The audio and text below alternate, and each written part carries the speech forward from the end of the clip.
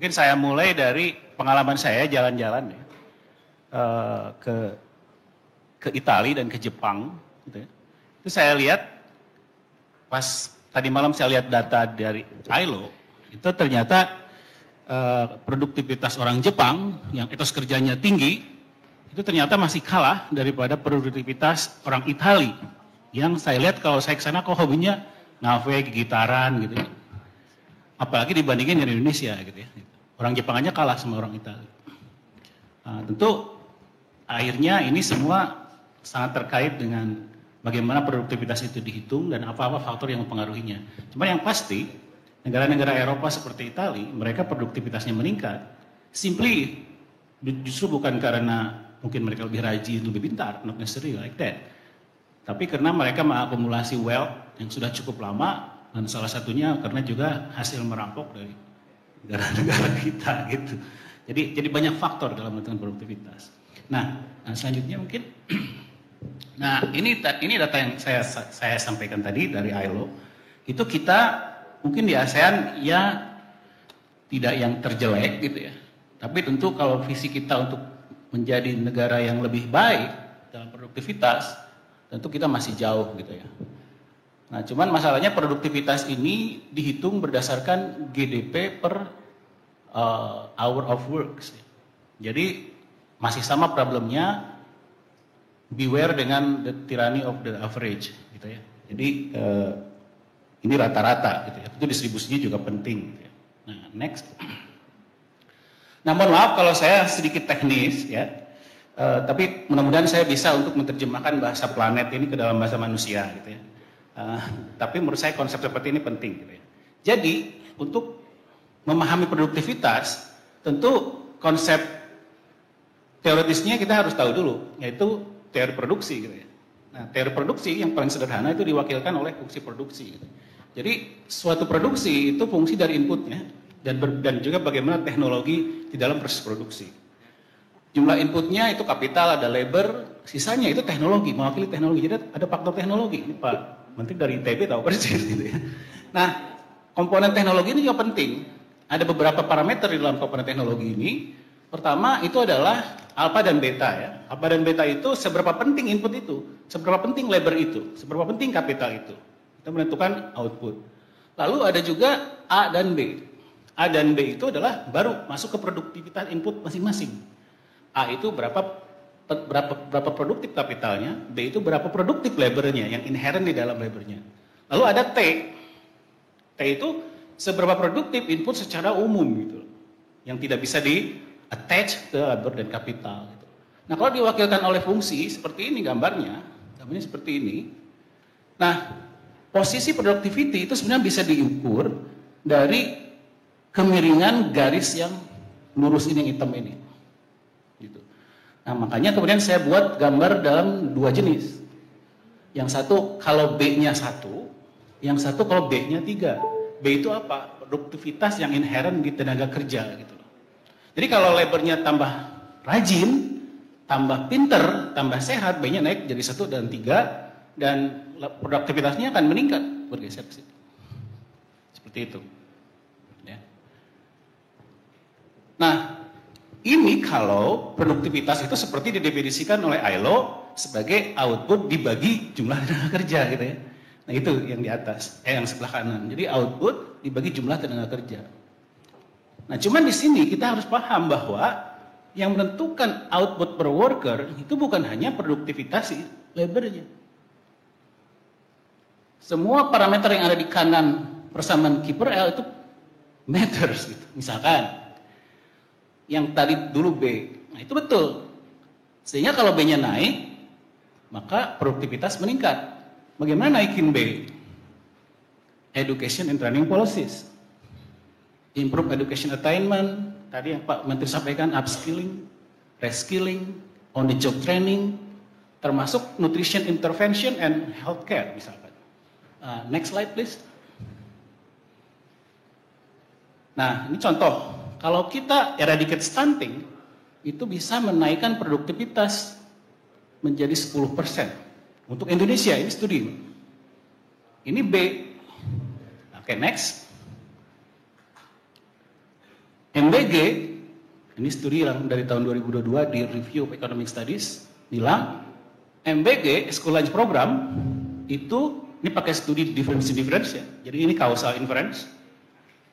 Orang yang terekspos dengan free lunch itu akan rata-rata 3% higher income in the future. Itu kalau dia rata-rata. Kalau dia miskin lebih lagi. Dia naiknya sampai 6%. Ini studi causal inference. Next. Nah, ini semua itu menaikkan B, menaikkan produktivitas, gitu loh, ya. Cuman untuk menaikkan produktivitas kan bukan hanya P. K. Kalau K naik, KPRL naik loh. Apa itu K? K itu menaikkan banyak mesinnya mesinnya. Dinaikkan. Bagaimana cara menaikkan kapital? Itu investment policies. Jadi bukan hanya education policy, investment policies. The regulation yang sedang kita galakan, business permit streamlining, financing supaya bunganya murah, FDI supaya masuk, bahkan dan antara. Dan antara itu pada akhirnya naikin productivity of workers, naikin productivity worker. Kenapa? Karena akan invite investment from abroad. K naik gitu. Lalu apa? A. A itu adalah produktivitas yang inherent di kapital. Misalkan mesin-mesinnya lebih canggih. Nah sekarang tekstil mau di pencanggihan mesin-mesin gitu. Itu pada akhirnya akan menaikkan kapital productivity per worker. Bagaimana pemerintah melakukan insentif kebijakannya? Insentif untuk automation, misalkan ya, ini saya tidak menyarankan seperti itu, tapi insentif automation, insentif robotization, insentif digitalization, itu semua technological policy yang menaikkan A, yang pada akhirnya naikin productivity per worker. Bukan ranah Kemenaker loh. Jadi Kemenaker tidak bisa berdiri sendiri untuk menaikkan produktivitas, no way. Faktornya, termasuk misalkan yang T kecil, itu total faktor productivity. Ini produktivitas yang inherent di semua input. Ya. Apa itu konkretnya? Infrastruktur, jalannya diperbaiki, R&D. Misalkan invest di R&D yang general purpose technology. Atau misalkan special economic zone. Itu TFP, itu naikin productivity. Jadi message-nya adalah menaikkan productivity itu PR bersama. Bukan PR Kemenaker, bukan PR Education Department, tapi PR bersama, karena semua berperan gitu loh. Ya, jadi itu. Nah, next. Nah, sekarang masuk ke tahap berikutnya. Ini selalu ramai ketika UMP. Nah, sekarang pertanyaannya, apakah productivity terkait dengan upah, dan kalau iya sebagaimana keterkaitannya? Apakah kalau productivity per worker, KPRL naik, upah harus naik? Itu pertanyaannya. Jawabannya sederhana. Iya, tapi tidak semerta-merta gitu loh. Kenapa? Sederhana. Karena kalau productivity itu diukur dari slope garis yang hitam, oke? Tapi kalau upah itu slope garis yang merah, beda, Pak. Apa itu slope garis yang merah? Itu adalah marginal productivity. Jadi, kalau Bapak pengusaha omsetnya 100 miliar, gitu ya, jumlah pekerjanya ada 100, tidak berarti upahnya 1 miliar per orang, Pak. Ya enggak? Tidak kan? Nah itu persis, karena upah itu dihitung dengan productivity, tapi garis hitam, tapi garis yang merah. Atau kalau di gambar yang sebelahnya, maka upah itu adalah di marginal productivity, garis yang merah, bukan garis yang hitam. Itu beda antara. Kenapa? Karena pengusaha, kalau dia profit maximizer, dia akan membayar upah sebesar marginal productivity buruh yang dia sewa terakhir. Buruh yang dia sewa pertama itu jadi korban. Mungkin ketika dia tahun lalu menyewa buruh, dia dikasih kontrak 1 juta per bulan. Tapi ketika di akhir tahun, dia ngambil kontrak lagi, dia dibayar 100 ribu, yang belakang juga harus 100 ribu bayarnya, turun nih gajinya. Prinsipnya seperti itu kalau dia maximizing profit gitu loh. Nah, cuman still kalau Bapak Ibu lihat gambar yang atas, itu marginal productivity. Di sini kita lihat bahwa baik average productivity maupun marginal productivity itu fungsi dari faktor yang sama gitu loh. Cuman besarannya yang berbeda, tergantung, yang penting adalah betanya. Itu beta itu apa? Seberapa penting tenaga kerja di dalam proses produksi. Gitu. Next. Ya. Nah, di sini contoh yang terjadi gitu ya. Di periode 2019 sampai 2023 misalkan, kita lihat bahwa kalau productivity itu kita lihat dari GDP per kapita, gitu ya, nampak bahwa upah tidak align. Ya, tidak align. Jadi dia tumbuh lebih pelan daripada productivity. Ini menunjukkan, mengkonfirmasi bahwa tidak one to one. Ya, tidak one to one dan tergantung berbagai faktor. Dan kita lihat kalau kita bandingkan periode 2015-2019 dan 2019-2022 itu jelas sesuatu yang sangat kontras terjadi. Di mana di periode 2015-2019 itu real wage itu tumbuh lebih cepat daripada GDP per kapita, tapi di tahun 2011-2002 real wage turun, GDP per kapita naik. Something very different. Gitu. Jadi faktor itu semua main gitu. Jadi tidak selalu produktivitas sejalan rata-rata ya, produktivitas rata-rata sejalan dengan wage. Makanya di periode belakangan real wage itu kok turun terus gitu. Ya. Oke, next. Nah, oke, sekarang baru ke tahap hampir terakhir. Jadi kalau gitu bagaimana upah itu ditentukan? Ya. Upah itu ditentukan. Tadi ada kalau menurut saya tadi upah itu ditentukan oleh average productivity, tapi oleh marginal productivity, tetapi prosesnya juga ternyata tidak hanya itu. Karena pada akhirnya upah ditentukan di pasar, Pak. Bagaimana upah ditentukan di pasar? Pertama, struktur pasar penting karena perusahaannya kan nggak 1, 2, digabung dulu, gitu ya. Tergantung berapa banyak perusahaannya. Lalu kemudian membentuk market demand for labor, di mana di dalam market demand for labor kalau kita mau nominalkan itu harus dikaliin harga dulu, harga komoditasnya. Makanya upah itu tergantung juga dari harga barangnya. Kalau produktivitas kan per unit barangnya. Ini menjelaskan kenapa kita perlu upah sektoral. Kenapa? Karena pekerja di sektor pertambangan gajinya bakal lebih tinggi on average ya, daripada pekerja di sektor lain karena simply karena P-nya lebih tinggi. P kali MPL, P-nya, P main di sini.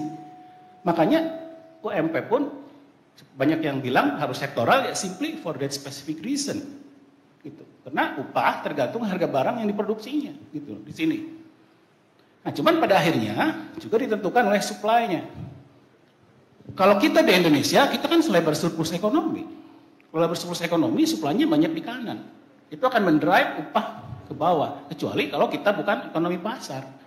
Tapi suka atau tidak suka, kita ekonomi pasar. Gitu. Nah, jadi kalau boleh disimpulkan, apa faktor-faktor yang menentukan upah? Teknologi produksi, parameter-parameter itu. Ya. Bukan hanya produktivitas buruhnya aja, bukan. Bukan hanya seberapa rajin dia, bukan. Orang Indonesia yang pemalas, kalau kita pindahin ke Italia, lebih produktif dia pasti. Orang Italia yang paling rajin, suruh datang ke sini, nggak produktif juga. Tergantung what he work with. Ya. Lalu apa? Struktur pasar tentunya. Bagaimana struktur pasarnya, banyak nggak perusahaannya, dan lain-lain. Lalu labor supply-nya seperti apa kondisinya. Kemudian harga barangnya bagaimana di barang tersebut. Dan terakhir yang belum adalah regulation. Next. Nah, karena di kita ada regulation itu yang paling penting di market setting adalah UMP kan.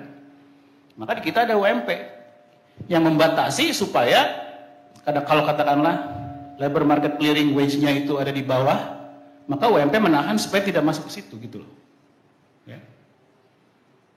Itu. Nah, apa yang ini kemudian bagaimana dampaknya? Nah, di Indonesia sayangnya market kita masih dualistik.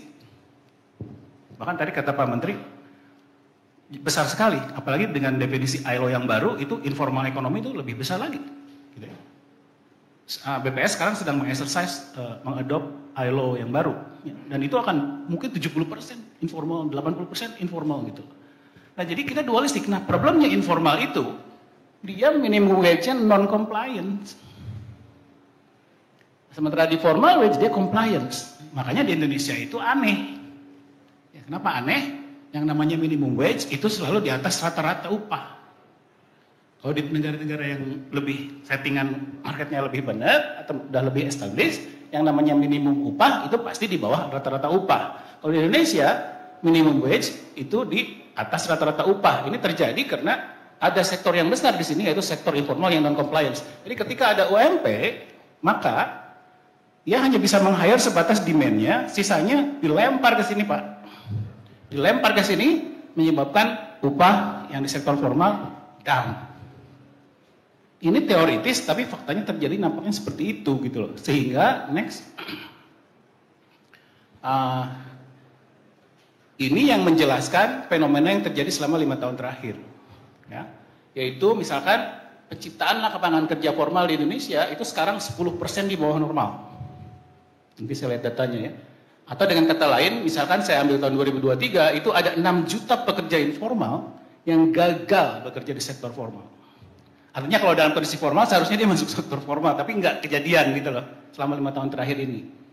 Nah sehingga mungkin itu juga yang menyebabkan ada 9 juta kelompok kelas menengah berkurang, atau ada 13 juta kelompok miskin dan mitra miskin bertambah selama periode yang sama. Ya. Nah, bagaimana UMP? Ya, UMP buah si malakama karena dia bisa menaikkan upah, menaikkan daya beli, tapi dia hanya applicable ke 57 juta orang pekerja formal. Selebihnya, kalau dia beresiko mengurangi kesempatan kerja, dia akan menambah beban ke 82 juta pekerja informal kalau si X ini bergeser akibat dari UMP. Makanya UMP itu very intricate balancing-nya. Gitu. Ya, next. Nah ini kejadiannya kan. Setelah COVID itu nampak terjadi, mungkin yang sini saja ya, yang share. Itu share dari informal sektor di Indonesia itu belum kembali ke level sebelum krisis. Share-nya, yang paling atas. Belum kembali. Itu yang saya bilang, penyerapan tenaga kerja formal di Indonesia sekarang itu masih 10% di bawah normal. Gitu. Dan ada fenomena lain yang menarik, tadi yang disampaikan Pak Menteri adalah fenomena gig economy. Bapak Ibu lihat yang atas nih, yang ini. Ini tiba-tiba meningkat pesat setelah 2017 on account worker. Tebakan saya, mungkin mohon dikonfirmasi, ini ojol. Is it a good thing or bad thing? Let's discuss. Tapi ini fenomena angkanya, gitu nampaknya. Bisa jadi gig ekonomi yang lain, tapi sebagian besar saya yakin itu ojol. Nah, ini fenomena selama 5 tahun terakhir. Next. Nah, lalu topik terakhir yang ingin saya sampaikan, yang juga bidang yang juga saya geluti dalam ekonomi pembangunan, adalah bahwa pekerja akan meningkat kesejahteraannya karena mendapatkan upah yang lebih tinggi, karena dia berpindah dari sektor yang marginal produktivitinya rendah ke sektor yang marginal produktivitinya tinggi. Misalkan ya, dari agriculture ke industri. Dalam ekonomi pembangunan itu namanya structural transformation. Perpindahan tenaga kerja dari low productivity sector ke high productivity sector. Itu structural transformation. Dalam model kita itu diwakili oleh beberapa parameter. P. Kan barang yang manufacturing nilai tambahnya tinggi, harganya tinggi gitu. Berarti upahnya akan lebih tinggi dong kalau dia pindah, ya enggak? Lalu apalagi kapitalnya lebih tinggi, lebih kapital intensif, teknologinya lebih tinggi. Nah, itu structural transformation. Nah, problemnya adalah proses ini sekarang agak terganggu. Jadi bagaimanapun juga teman-teman di Kemenaker harus punya pemahaman bahwa tantangan untuk menaikkan produktivitas, menaikkan upah, menaikkan kesejahteraan buruh itu sangat dipengaruhi oleh bagaimana kita menghandle stagnation in the structural transformations. Ya, next. Nah ini yang mau saya maksud. Dari semenjak tahun biasanya kan dulu kalau sebelum di tahun 90-an ketika sektor pertanian itu value added-nya berkurang, itu yang naik industri gitu. Demikian juga di employment share-nya. Jadi ketika agriculture itu share employment-nya rendah, ini nilai tambah ya. Itu yang naik industri. Industri itu produktivitasnya paling tinggi, Pak. Disusul oleh jasa, baru pertanian gitu. Yang baik berarti apa? Yang baik adalah kalau si tenaga kerja itu pindah dari agriculture ke industri. That's structural transformation. Problemnya adalah setelah tahun 2000-an, something going on. Tiba-tiba turun tuh industri value added-nya, employment-nya dia stagnan. Yang lebih pesat itu di services sector. Ya di mana services sector itu dia tidak setinggi manufacturing atau industri dalam productivity-nya. Dan sangat besar. Jadi kalau ada yang bilang negara kita agraris, Itu sudah jadi hoax sejak tahun 2010, Pak. Enggak, bukan agraris lagi kita negara jasa. Nah jasanya sendiri kalau Bapak Ibu lihat yang sebelah kanan, itu bervariasi. Ya. Finance itu paling tinggi, cuman saking tingginya saya tidak tunjukin di situ ya. Tapi itu bisnis service lah, itu yang paling tinggi gitu. Tapi yang dimana para tenaga kerja itu banyak terkonsentrasi, itu produktivitinya di bawah rata-rata produktivitas nasional. Rata-rata itu yang biru, Pak, itu total. Yang bawah jasa itu di situ di bawah semua, Pak. Jadi orang desa kalau niat bekerja di Starbucks di Jakarta, akhirnya di Starlink atau Starbike, gitu, dorong. Nah itu yang terjadi gitu sekarang ini, tertiarization-nya. Nah next, nah ini nggak usah terus. Nah ini juga mohon maaf ini Putri Pak yang bikin gambar ini. Jadi juga, nah dari sini lihat, kalau kita plot kabupaten kota di Indonesia di data terakhir ya, share dari servisnya, lalu kita plot dengan informality, memang menunjukkan semakin daerah perkotaan itu semakin exposed to service, dia informalitasnya memang berkurang ya, karena kan dia getting away from agriculture. Tetapi kalau kita lihat gambar sebelahnya, ternyata ada kerentanan di situ. Semakin expose kabupaten kota terhadap services, semakin beresiko dia kena tingkat pengangguran yang tinggi di sini. Jadi ada risk. Ya, next. Selanjutnya aja.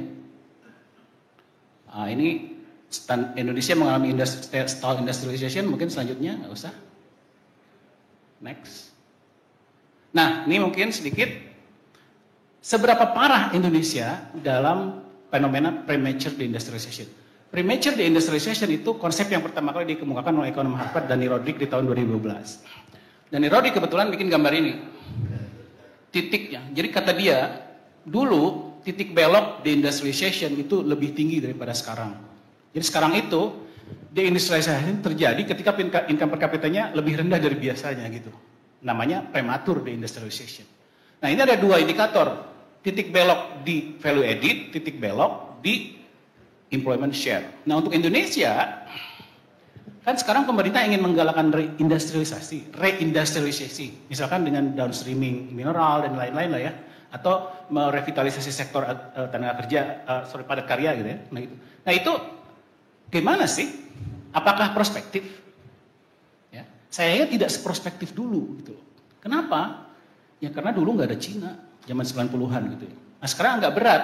Nah sehingga at best menurut saya, kalau kita lihat gambar ini, gitu ya, Indonesia masih punya room untuk melakukan industrialisasi kalau dari kacamata value added share. Karena masih jauh titik beloknya. Tetapi kalau dari employment share, dia udah dekat. Jadi artinya apa? Artinya bisakah kita melakukan industrialisasi, reindustrialisasi? Bisa, but most likely will be less pro jobs. Gitu dibanding dulu. Nah ini tantangan berat buat teman-teman di Kemenaker. Mau melakukan industrialisasi, tapi kayaknya sekarang menjadi lebih less pro job, bahkan mungkin nggak pro jobs karena udah dekat ke titik belok. Ini menurut Danny Rodrik. Ini tantangan kita semua. Next. Selanjutnya, tantangan selain itu yang juga sekarang recent itu adalah tantangan tentang routinization. Jadi ChatGPT dan lain-lain, ini kebetulan hasil riset kami itu menunjukkan bahwa udah mulai kelihatan ada tanda-tanda Indonesia itu pekerjaannya sudah lebih banyak ke abstrak, sementara yang rutin manual itu berkurang, lebih ke abstrak dan kognitif rutin, gitu loh. Nah ini menunjukkan tantangan juga yang harus kita capai. Selanjutnya, mungkin slide terakhir. Nah ini kalau boleh final recommendation ya. Jadi intinya meningkatkan productivity itu harus holistik dan juga tugas Pak Menteri bukan hanya duduk di kantor ini, ternyata harus banyak jalan-jalan ke kementerian lain karena sifatnya yang holistik. Jadi untuk meningkatkan worker welfare, kesejahteraan itu harus holistik. Tadi structural transformation itu the biggest contributor of development, the biggest contributor of productivity. Berarti kita harus enhance structural transformation. Either dengan mempromote reindustrialization, atau kalau tantangannya terlalu berat, kita terpaksa harus mencari tertiarization yang lebih higher quality. Jadi Bapak Ibu jangan terlalu fokus ke manufacturing. Lihat service sector. Bagaimana caranya? Karena trennya terlalu kuat untuk kita deflect, Pak. Gitu. Ya, jadi service sector harus dilihat untuk meningkatkan produktivitas buruh. Lalu tentu social protection, terutama health. Jadi sekarang itu kita harus, artinya kalau tenaga kerja itu kan dia kalau social protection-nya bagus ya dia welfare, tidak harus dari upah. Itu juga kelihatan. Lalu tax ratio ini bagian Kementerian Keuangan, karena nanti fiscal space untuk social protection, untuk meningkatkan health buruh itu kan dari situ harusnya gitu. Tapi yang jelas syaratnya yang pertama yang harus kita kikis itu adalah paradigma bahwa social protection itu cost. Enggak, social protection atau social assistance itu adalah investment untuk meningkatkan produktivitas worker, gitu loh. Itu investment untuk meningkatkan produktivitas worker. Karena dia lebih help nutrition, investment gitu ya. MBG gitu ya, salah satunya gitu ya. Lalu nah yang keempat ini mungkin teman-teman saya juga perlu bantuan dari teman-teman. Selama ini saya perhatikan di pemerintah itu selalu ada roadmap untuk menaikkan tax ratio, Pak. Tahun sekian ada range-nya, tahun sekian tax ratio-nya segini, harus naik segini, naik segini, naik segini. Mungkin di akhir 2030 harus 16%, misalkan ya, itu ada tuh roadmap-nya. Tapi saya nggak ngelihat, belum melihat, nggak ada roadmap kalau iya nanti dapat mau diapain, tambahan uangnya mau diapain, belum.